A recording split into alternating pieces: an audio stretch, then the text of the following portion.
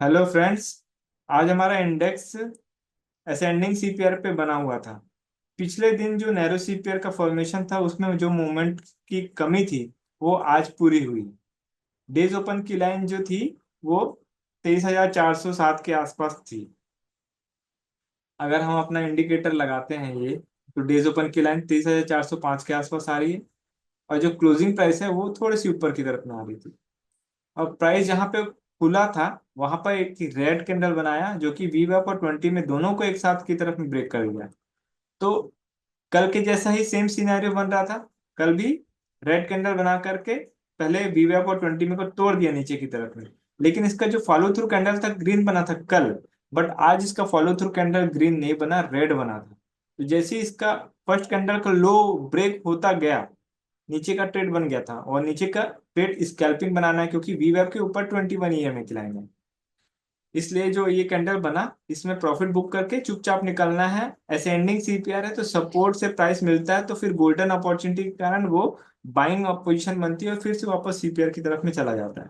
तो ये ऊपर की तरफ में जो सीपीआर के पास में गया, ये एक्सपेक्टेड था कि ये ऊपर की तरफ में जा सकता है। और डेज ओपन का टारगेट हिट किया, उसके बाद में हमने अपना टर्मिनल को क्लोज करना सही समझा। प्राइस एक्शन इसी तरीके से वर्क करता है।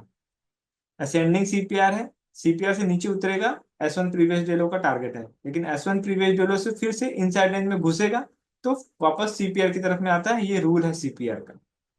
वी आपके ऊपर 21 ईएमए होने की वजह से ये ऊपर की तरफ में निकल गया। लेकिन इस जगह पे ना पिछले दिन का क्लोजिंग प्राइस भी था, तो जब डेज ओपन के ऊपर में निकला तो पहली बार में ये ब्रेक नहीं कर पाया, डोजी कैंडल बना के वापस आ गया नीचे। अब डोजी का सिग्निफिकेंस आपको पता ही है। डोजी का जब लो ब्रेक होता है तो फिर ये नीचे की तरफ में आता है। लेकिन हम असेंडिंग सीपीआर में तो नीचे का पोजीशन थोड़ा सा रिस्की था, तो नीचे का पोजीशन नहीं बनाया है, कोई दिक्कत नहीं। ये जब वीवेब्स नीचे उतरा ना, तो इसकी कोई गारंटी नहीं थी कि ये वापस S1 प्रीवियस लो पे आएगा। यहाँ पे थोड़ा सा जंबल किया। फिर से ये जब वी वेब के ऊपर में गया, री एंट्री बनती है क्योंकि वी वेब के ऊपर 21 ईएम है ना, इसलिए इसका री एंट्री बनता है। जैसे ही वी वेब से ऊपर जाएगा यहाँ पे बाइंग पोजीशन फिर से बन जाता है। और फिर से जो टारगेट है वो डेज ओपन की लाइन हो जाएगी। और डेज ओपन के बाद में फिर जैसे ये ग्रीन कैंडल का फॉर्मेशन बना, तो ये फिर से वही जगह पे आ गया जो प्रीवियस डे का क्लोज प्राइस था उसके पास में फिर से आकर के रेड कैंडल बनाया। तो कॉल साइड की पोजीशन एक बार और दो बार मिली, और पुट का सिंगल पोजीशन यहाँ पे मिला था एक बार। देन फिर से वी वेब पे आया, वी वेब पे सपोर्ट लेके फिर से ग्रीन कलर में, तो यहाँ पे फिर से री एंट्री बनती थी। और री एंट्री बन के अब असेंडिंग सी पे आ रहा है, पिवोट से ऊपर जा रहा है, तो कहाँ जाएगा वापस? डेज ओपन और ये जो प्रीवियस क्लोज है वो। लेकिन यहाँ पे प्रीवियस क्लोज के बाद इसका follow through candle green candle बन गया। अब ये जो ग्रीन कैंडल है ये स्ट्रॉन्ग ग्रीन है, इसको मारू बोजू कैंडल भी बोल सकते हैं।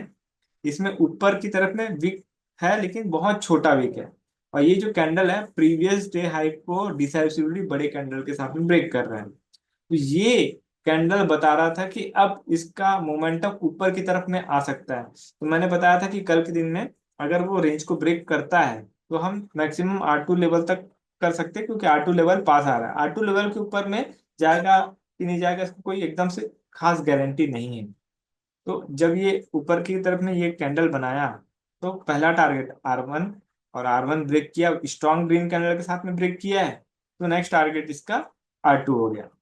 लेवल पास इसलिए जल्दी अचीव कर गया तो इसको रिट्रेसमेंट का उतना कुछ मौका मिला नहीं। लेकिन जैसे ये R3 लेवल को ब्रेक किया, थोड़ा सा सस्टेन किया है, R2 और R3 के बीच में डिस्टेंस ज्यादा था, इसलिए यहाँ पे ऊपर जाके फिर से ही रिट्रेस किया। और R2 पे सपोर्ट लेने के बाद में जो स्ट्रॉन्ग बुलिश कैंडल का फॉर्मेशन हुआ है, तो यहाँ पे भी ये एक तरह का बुलिश फॉर्मेशन वाला कैंडल था। और बुलिश कैंडल के फॉर्मेशन में जैसे इसका हाई ब्रेक हुआ तो फिर ये ऊपर की तरफ में आराम से निकल गया। अगर ऊपर का ट्रेड मिल रहा है तो ऊपर जो मैक्सिमम लेवल है वो क्या होता है हमारा 1 घंटे के टाइम फ्रेम पे? R2 का लेवल जो हमने कल डिस्कस किया था कि ये वाला R2 का लेवल, इसको पहले मैं मार्क कर देता हूँ। ये हमारा R2 का लेवल फर्स्ट टारगेट होता है। यहाँ से जब ऊपर की तरफ में निकला इस कैंडल का जो हाई ब्रेक हुआ, ये जितना भी एक दो तीन चार चार डोजी टाइप का कैंडल बना, इस डोजी का हाई जैसे ही ब्रेक हुआ ग्रीन कैंडल के साथ में, ये ऊपर की तरफ में निकल गया। तो यहाँ से R3 तक का टारगेट हमको मिल जाता अगर स्कैल्पिंग मोड पे ट्रेड बनाते तब के केस में। लेकिन जब ये ग्रीन कैंडल का फॉर्मेशन हुआ और इस लेवल को भी ब्रेक कर गया, तब फिर इसके ऊपर जाने की टेंडेंसी साफ हो गई और ऊपर की तरफ में इसको अपना जो मेन रेजिस्टेंस है वो कहाँ मिल रहा था, प्रीवियस मंथ हाई के पास में। ये इसका प्रीवियस मंथ हाई का टारगेट। तो लेवल टू लेवल आज मार्केट चला है। जैसे ये ग्रीन कैंडल के साथ में ब्रेक हुआ, थोड़ा सा रिट्रेसमेंट किया, फिर जो ग्रीन कैंडल बनाया स्ट्रॉन्ग ग्रीन कैंडल, तो ये अब ये जो लाल वाले कैंडल इसको भी इंगल्फ कर लिया, तो इसके ऊपर जाने की टेंडेंसी होगी। फिर हमको अपना जो नेक्स्ट टारगेट है वो 23,867 मिल गया। फिर वहां पे जाकर के प्राइस रुक गया। और ये जो प्राइस रुका हुआ है, इसलिए रुका हुआ है क्योंकि एक तो पुट राइटर्स बहुत ज्यादा हो गए थे और कॉल राइटर्स एकदम ना के बराबर हो गए थे, इसलिए मार्केट वो वापस नीचे नहीं आया। जो जनरली आता है वो आज नहीं आया। वन वे मार्केट जब ऊपर जाता है तो इसी तरीके का सिनेरियो होता है, लेवल टू लेवल जाते हैं। यहाँ पे 21 ईएमए पे रिट्रेसमेंट किया नहीं है, वो भी एकदम आखिरी आखिरी में रिट्रेसमेंट किया अभी हो तो आज मार्केट वन वे गया था। ऑप्शन की प्राइसिंग लगाते हैं। ऑप्शन की प्राइसिंग में हम डेज ओपन की लाइन कहाँ आ रही थी, 23,400 के पास आ रही थी। हम 23,400 के ऊपर 100 पॉइंट्स इन द मनी, 23,400 के ऊपर 23,300 का कॉल, 23,300 का कॉल लगा लिए। और पुट में 23,400 से नीचे 23,500 का पुट लगा लिया, 23,500 का पुट। यहाँ पे जो सीपीआर था, यहाँ पे ये डिसेंडिंग टाइप का सीपीआर था। तो प्राइस वीवेब के ऊपर ईएमए की लाइन थी, लेकिन जो कैंडल है ना वीवेब के नीचे उतर गया था। तो उसके जो फॉलो थ्रू कैंडल जब वीवेब के नीचे उतरा, लेवल है, टाइमिंग है 9:18 पे। जैसे ही 9:18 में अगर कॉल में रेड कैंडल का फॉर्मेशन हो रहा है, या तो वीवेब के ऊपर निकल जाए, वीवेब के नीचे जो उतर जाए, तो यहाँ पे वीवेब के नीचे उतरा था। ये वाला कैंडल 9:18 पे वीवेब के नीचे उतरा था। तो सेम पुट में यहाँ वीवेब के ऊपर में ग्रीन कैंडल का फॉर्मेशन था। तो ये कैंडल पर्टिकुलर पुट में बाइंग का अपॉर्चुनिटी क्रिएट कर रहा था और कॉल में सेलिंग का अपॉर्चुनिटी क्रिएट करता था। कॉल जब सेल होगा तो टारगेट क्या रहेगा, S1 प्रीवियस लो का टारगेट रहेगा। पहला एंट्री हो जाती है 240 पे और एग्जिट हो जाता है 211 पे। यहाँ पे 30 पॉइंट आराम से मिल रहा है सेलिंग में। और बाइंग में जब वो सेलिंग में आपका S1 का लेवल आ रहा है, वैसे ही आपको पुट बाइंग में प्रॉफिट बुक करना है। तो यहाँ पे 243 में एंट्री हो रही थी और टारगेट क्या हुआ है, 288 का। यानी कि यहाँ पे लगभग लगभग 43 पॉइंट का कुछ प्रॉफिट हुआ यहाँ बाइंग में। इसके बाद फिर से वी वेब के ऊपर में ईएमए का क्रॉस ओवर हो गया। अब वी वेब के ऊपर ईएमए का क्रॉस ओवर हो गया, बुलिश कैंडल के साथ में ब्रेक कर गया है। तो फिर कॉल में बाइंग का अपॉर्चुनिटी है और पुट में सेलिंग का अपॉर्चुनिटी। यहाँ पे भी बहुत आराम से नीचे की तरफ में गया है, तो सेलिंग यहाँ और कॉल में बाइंग यहाँ पे। और टारगेट कहाँ पे रखना है हमको, यहाँ पे हम देख चुके थे। टारगेट हमको कहाँ रखना है, ये वाला जो लाइन है पेंगनी वाला, प्रीवियस डे का क्लोज, वो वाला लाइन पे प्रॉफिट बुक करना बनता था। धीरे धीरे करके ऐसा ही मार्केट चला है। जब वीवेब के ऊपर ईएमए की लाइन आई, बाउंस किया, फिर वीवेब के ऊपर ईएमए की लाइन बाउंस किया कॉल में, फिर वीवेब के ऊपर ईएमए की लाइन आई, फिर बाउंस किया। तो वीवेब बाइंग पोजीशन दे रहा था और वीवेब के ऊपर ईएमए होने की वजह से प्राइस ऊपर की तरफ में अच्छे खासे रेट से निकल जा रहा था। और जैसे ही अब ये कॉल डिसेंडिंग सीपीआर है और पुट भी डिसेंडिंग सीपीआर है, तो जो मैंने कल बताया था कि जो भी कॉल या पुट में R1 प्रीवियस डे हाई के ऊपर में निकलेगा, उसमें होगा ट्रेंड रिवर्सल। और जब ट्रेंड रिवर्सल मिलता है तो मार्केट वन वे ऊपर की तरफ में चला जाता है। तो ये कॉल साइड में ये चीज हुई थी, R1 प्रीवियस डे हाई के ऊपर में निकल गया था प्राइस, इसलिए ये वन वे ऊपर की तरफ में चला गया। ये R1 R2 R3 R4 के भी ऊपर में चला गया था। आज मार्केट अच्छा खासा मूवमेंट किया है ऊपर की तरफ में। वैसे ही सेम पुट में नीचे की तरफ में गया पूरा मार्केट।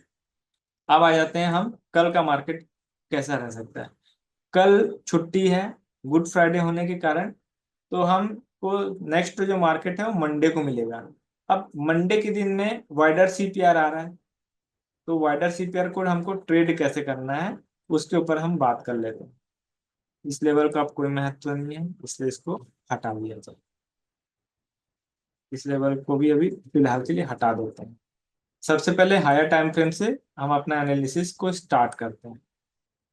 वीकली टाइम फ्रेम में हम देखेंगे, अभी पिवोट पॉइंट के ऊपर में ग्रीन कैंडल का क्लोजिंग हो गया है। अभी तक इस साल पिवोट पॉइंट के ऊपर में कोई भी कैंडल का क्लोजिंग नहीं हुआ था, स्ट्रॉन्ग कैंडल का तो हुआ ही नहीं था। ये 24 मार्च को ऊपर जरूर आया था लेकिन सस्टेन नहीं कर पाया, नीचे आ गया था। इसके पहले 3 फरवरी को थोड़ा ऊपर आया था लेकिन सस्टेन नहीं कर पाया था, नीचे आ गया था। और ये जो प्राइस एक्शन था 3 फरवरी को, ये 21 EMA के नीचे था और 24 मार्च को 21 EMA के ऊपर में था। लेकिन अब ये स्ट्रॉन्ग ग्रीन कैंडल बना है, अभी का हफ्ते का क्लोजिंग सीपीआर के ऊपर में हो चुका है और स्ट्रॉन्ग ग्रीन कैंडल है और 21 EMA के ऊपर में है। तो कहीं से कोई नेगेटिव सिनेरियो दिख रहा है क्या यहाँ पे? बिल्कुल नहीं।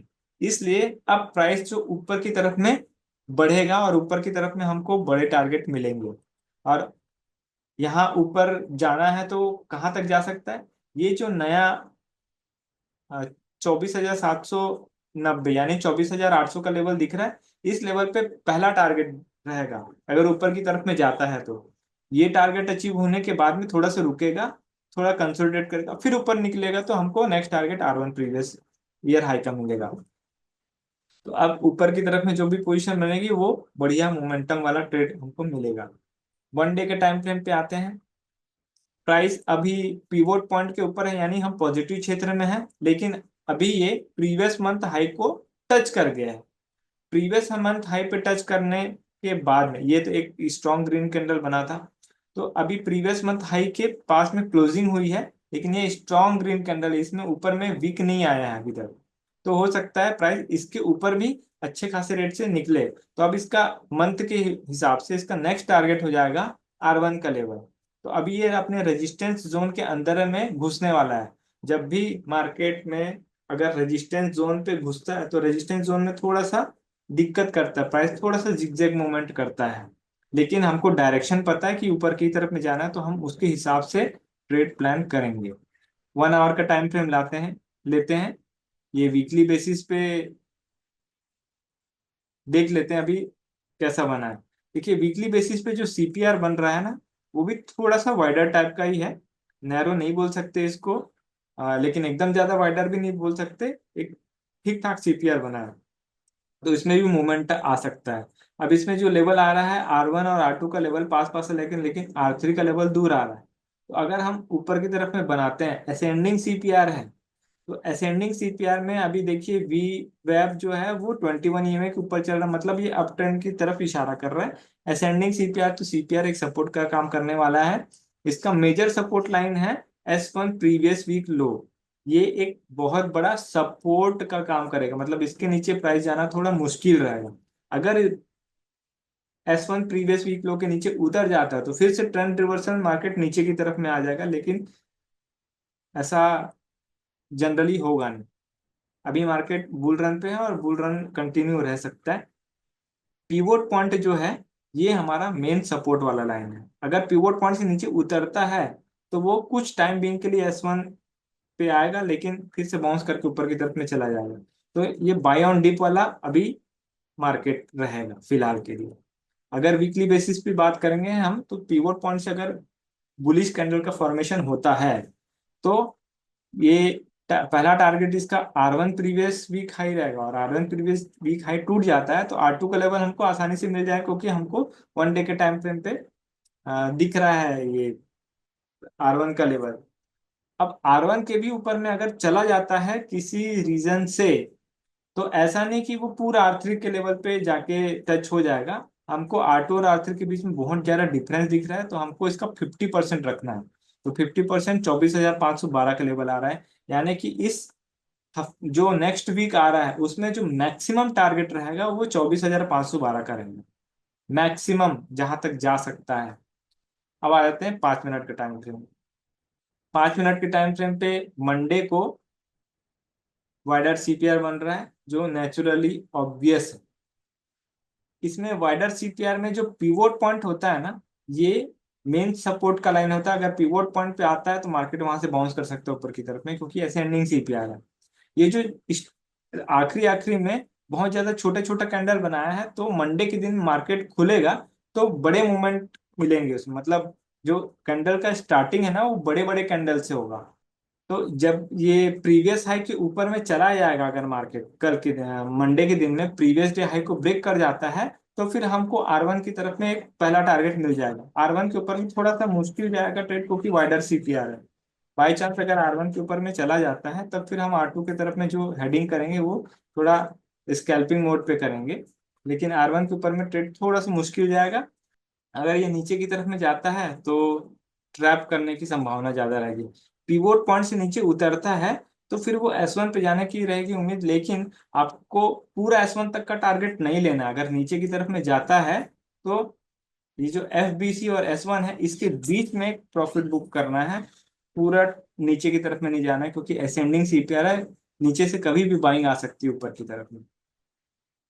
वाइडर CPR है, संभल के ट्रेड करना है। मंडे के दिन में नहीं समझ में आता है तो ट्रेड नहीं करना है। लेकिन अगर ये FPH यानी कि जो प्रीवियस डे हाई है इसके ऊपर में जाता है, तब फिर हमको R1 का ट्रेड मिल सकता है ठीक ठाक। और FPH और FTC इसके बीच में जिगजैग जिगजैग मोमेंट रहेगा। ये है। अभी निफ्टी का कॉल को भी एक बार चेक कर लेते हैं। इस 800 का कॉल देखते हैं। यहाँ पे भी कॉल में वाइडर CPR आ रहा है, तो सेम जैसे मैंने निफ्टी का इंडेक्स बताया, सेम यहाँ पे भी वही चीज लागू होती है। वीवेब के ऊपर 20 में की लाइन है, लेकिन वीवेब दूर हो गया है, तो हो सकता है थोड़ा पास है, फिर बाउंस करे ऊपर की तरफ में। वाइडर CPR है तो वीवेब पे ही एंट्री बनती है कॉल साइड में। निफ्टी का पुट को देखेंगे, पुट में भी वाइडर CPR आ रहा है और डिसेंडिंग CPR है, तो CPR के बीच से कहीं से भी वो पलट के नीचे की तरफ में आ सकता है। सर मंडे को ये वाइडर सीपीआर जो बोला अभी, तो स्कैल्पिंग मोड पे ही करना है फिर? हाँ, अगर बायर है ना तो वी वेब पे एंट्री होगी, कॉल में या पुट में जो भी है ना वो वी वेब पे एंट्री होगी। ठीक है। ओके, लेकिन हाँ स्कैल्पिंग में ही जाना है ज्यादा, फिर कहीं हाँ, से भी पलटता है ना वाइडर मैंने में। यूट्यूब में ना वीडियोस डाले हुए हैं। तो जब भी वाइडर CPR बना था ना उसका आप एक बार वीडियो देख लीजिएगा। कॉल और पुट का चार्ट में मैंने समझाया है कि वी वेब पे एंट्री रहती है। ठीक है सर। सर ये बड़े बड़े कैंडल कब बनते हैं, कब मतलब कैसे अनुमान लगाना चाहिए? हाँ, सही क्वेश्चन था। मैं क्यों बोला कि स्टार्टिंग में बड़े कैंडल बनेगा। वो दिखता है हमको बोलिंजर बैंड में आखिरी का मुंडी। देखिए क्या है, ये बॉटल नेक है ना। बॉटल नेक जब भी खुलता है ना तो फैल जाता है। मंडे के दिन में जब मार्केट खुलेगा ना तो ये फैलेगा। इसलिए मैंने बोला कि मूवमेंट आएगा, बड़े कैंडल बनते हैं। आप देख लीजिए, जैसे यहाँ पे भी बॉटल नेक बना था तो बड़ा। सर यही पैमा हाँ बोलिए, क्या बोल रहे हैं। ये देखिए, ये बॉटल नेक बना, गैप अप ही खुल गया सीधा।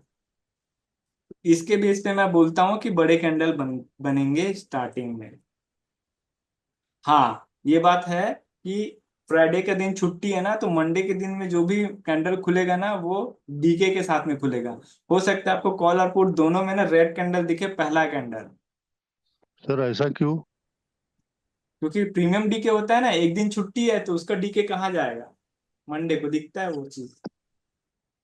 और इस, हाँ, अच्छा फिर अच्छा। डीके होने के बाद फिर ऊपर जाते हैं, ऐसे ही है सर। हाँ जो भी होगा पहला कैंडल डीके के साथ में खुल सकता है, ऐसा प्रोबेबिलिटी है। देखिए ईयरली बेस पे मैंने टारगेट क्या बोला है, ये वाला स्विंग। तो इस स्विंग पे क्या आ रहा है, बोलिंजर का अपर लाइन आ रहा है। तो अब मार्केट जो ऊपर की तरफ में आएगा ये अपर लाइन को टच करने के लिए आएगा, जो कि लेवल आ रहा है 24,700 के आसपास, 740। तो आएगा ऊपर की तरफ में, अच्छा मौका। अब मार्केट ऊपर आ रहा है, अब ज्यादा दिक्कत नहीं है। जी सर, बैंक निफ्टी के बारे में थोड़ा बोल दीजिए, क्या कैसे होगा? बैंक निफ्टी, हाँ ठीक है, बैंक निफ्टी का भी बता देते हैं। बैंक निफ्टी इस साल कैसा है, नैरो CPR है ना। बैंक निफ्टी नैरो CPR है, और अभी ये CPR से सपोर्ट लेके R1 प्रीवियस ईयर हाई पे चला गया। ये अगर प्रीवियस या को ब्रेक कर जाता है, प्रीवियस हाई को ब्रेक कर जाता है, प्रीवियस ईयर हाई को ब्रेक कर जाता है, टारगेट इसका R2, और R2 के बाद में R2 और R3 के बीच में हम एक ले लेंगे। मतलब इसका टारगेट है हमको जाएगा वो सर, ये जाएगा, सिक्सटी टू ये थाउजेंड जाएगा। ये अच्छा खासा टारगेट देगा, मतलब बैंक निफ्टी मूवमेंट भूचाल आएगा। फिन निफ्टी में तो R1 वो प्रीवियस नेक्स्ट वीक ईयर में हाई, होगा sir? R1 previous week high next week में होगा और नेक्स्ट मंथ? इस साल की बात कर रहा हूँ, इस साल। फिन निफ्टी भी इस साल R2 तो जाएगा ही जाएगा। R2 से R3 के बीच में डिस्टेंस ज्यादा है, तो 30,000 का यहाँ बीच में आ रहा है, तो 30,000 तक के फिन निफ्टी जा सकता है, क्योंकि R1 प्रीवियस ईयर हाई को ब्रेक कर चुका है। तो इसमें मोमेंट अभी अच्छा खासा मिलने वाला है। बैंक निफ्टी में भी अच्छा खासा देखिएगा, क्योंकि नैरो सीपीआर है। निफ्टी भी नैरो सीपीआर पे है, इसमें भी मोमेंट आएगा अच्छा खासा। तो अब मार्केट हमको जैसा चाहिए था ना, वैसे अब आ रहा है, तो यहाँ पे ट्रेड करना आसान रहेगा। ठीक है। सर नमस्ते। नमस्ते। सर अभी मेरी न्यूली ज्वाइनिंग है तो मैंने वीडियो तो सारे देख लिए। मुझे ये दो सब पूछने थे कि मुझे ऑप्शन सेलिंग करनी है केवल इसमें। तो हाँ एक ठीक। तो इन द मनी, क्यों 100 पॉइंट? हेलो। देखिए, इन द मनी में ना आप 150 का जो एलटीपी प्राइस है ना, 150 से 200 के बीच का जो एलटीपी प्राइस है, उसको सेलेक्ट कीजिएगा हाँ और जी। उसको सेलिंग कीजिएगा, ज्यादा हम्म, सही रहेगा। 150 भी चल जाएगा, 150 सबसे सही है। अच्छा। इसकी टाइमिंग क्या 1 मिनट या 5 मिनट की रखेंगे? 1 मिनट करिए, 5 मिनट भी कर सकते हैं। एंट्री अगर जल्दी चाहिए तो 1 मिनट, और सस्टेनेबल एंट्री चाहिए तो 5 मिनट। ये आपको, आपके ऊपर डिपेंड करता है, आप कौन सा टाइम फ्रेम को सूटेबल मानते हैं। अब जैसे सर वन कल मिनट का चांसेस टाइम है क्या? फ्रेम पे लेते हैं। 1 मिनट के टाइम फ्रेम पे आज देखिए, 1 मिनट के टाइम फ्रेम पे ये जो वी वेब के नीचे उतरा था रेड हम्म। कैंडल, तो यहाँ पे एंट्री मिल गई थी, और हाँ जी। टारगेट क्या है, S1 ठीक। प्रीवियस लो का टारगेट है। लेकिन अगर इसको 5 मिनट ठीक में है। कन्वर्ट करते हैं, तो हम्म। आपके पास में एंट्री के लिए बचा ही नहीं है। आपके पास में सेकंड कैंडल ही जो है, हम्म। वो तो नीचे उतर गया, तो आप एंट्री कहाँ पे ले पाते? बहुत मुश्किल था। तो वन सही बात मिनट है। टाइम फ्रेम में हम्म। थोड़ा सा जल्दी एंट्री मिल जाता है, फिर 5 मिनट में आप देख करके उसमें एग्जिट कर दीजिए, कोई दिक्कत नहीं है। तो इसमें अपन हेजिंग लेके चलेंगे सब 100 पॉइंट दूर की, या नहीं आवश्यकता नहीं है? अभी वो आपके ऊपर डिपेंड करता है कि आप नेकेट करना चाहते हैं। 3 तरीके से कर सकते हैं। या तो आप हम्म। नेकेट कर सकते हैं, या तो आप हम्म। एक छोटा पोजीशन 10 रुपए का या 5 रुपए का बाई करके हम्म। अपने अपना हम्म। जो फंड है उसको मार्जिन में कन्वर्ट करके आप उसको ले जा सकते हैं, तो 2.5 लाख की जगह 1 लाख में काम बन जाएगा। और अगर उससे भी कम फंड है, तो आप स्प्रेड हम्म। बना सकते हैं, या तो बियर स्प्रेड या बुल स्प्रेड, उसमें बना करके आप सेलिंग अपॉर्चुनिटी में ट्रेड बना सकते हैं।